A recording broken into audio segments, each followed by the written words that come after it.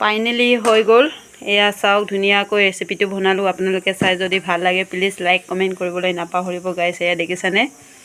ভাল হৈছেনে হোৱা নাই কমেণ্ট কৰিব দেই গাইছ এয়া ধুনীয়াকৈ ফ্ৰাই কৰিলোঁ আলু তাৰপিছত বিলাহী মানিমুনি লোকেল আলু আছে আপোনালোকে যদি চাই ভাল লাগে প্লিজ কমেণ্ট কৰিব দেই ইমানতে বাই বাই গাইছ